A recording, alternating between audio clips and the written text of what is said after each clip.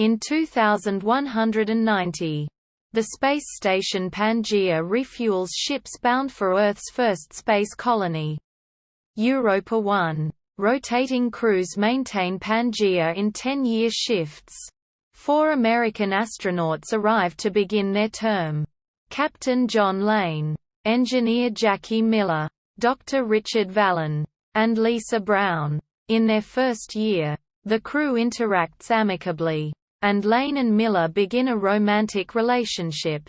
With each passing year, the crew drifts apart. By the 5th year, isolation takes a toll. Lane experiences night terrors, and Vallon has stopped showering.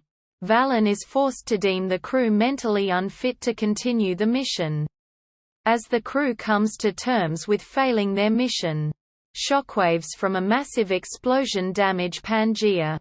Lane regains consciousness and finds Miller, who informs him Brown was seriously injured. Vallon is unresponsive and in shock.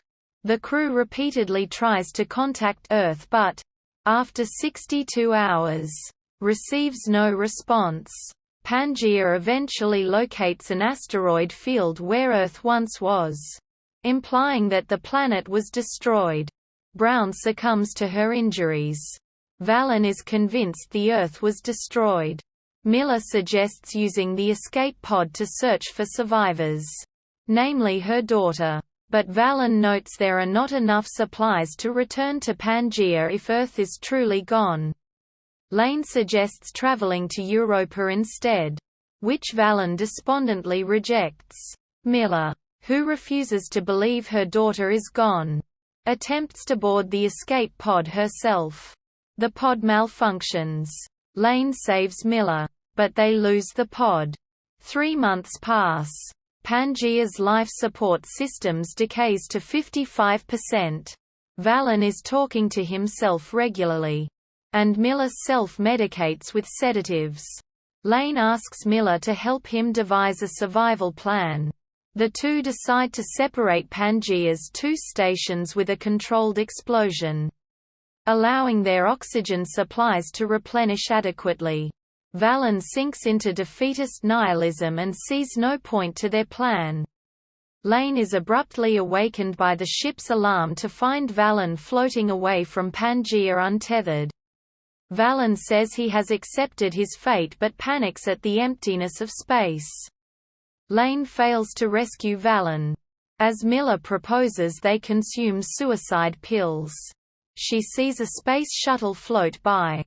Lane boards the shuttle and recovers 3 unconscious, malnourished astronauts. Captain Diane Ures is the first to awaken.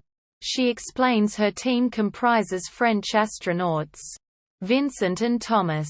They, and 2 Americans, were training on the International Space Station when the explosion destroyed the station and forced them to head for Pangaea.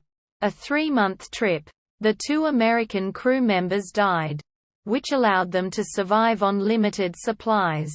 The presence of survivors renews the spirits of both crews, and they celebrate together. However, Miller calculates the addition of more crew members will deplete Pangaea's life support systems within 1 month instead of 3 years. She insists on traveling back to Earth in the ISS shuttle until Diane admits she saw Earth explode violently while receiving a final transmission saying, "What have we done? Do not return. I repeat, do not return. Go to Europa." Vincent and Thomas express hostility towards the Pangaea crew. Diane tells Lane her team discovered the lack of remaining life support, but she remains diplomatic. Vincent confesses to murdering his 2 American colleagues to ensure his own survival.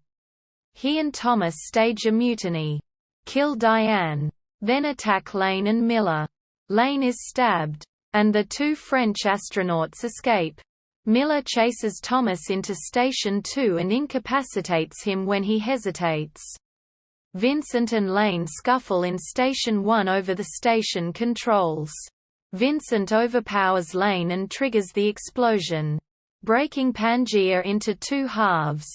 Lane opens the outer hatch, expelling Vincent into space. Miller, still trapped in Station 2, contacts Lane over the intercom. The explosion damaged the shuttle, leaving Lane unable to travel to Miller in time. As Miller drifts beyond communications range, Lane promises her that he will find her one day. In 2198, Lane lives alone, appearing disheveled and suffering from hallucinations yet scanning space tirelessly. He locates the missing station on day 3022. In a log entry, he explains that he finally understands why Miller always reserved hope for her loved ones despite understanding the reality. With the shuttle now repaired, he boards Station 2 unsure if Miller is still alive. He finds Miller slumped in a makeshift quarters, weakened but alive.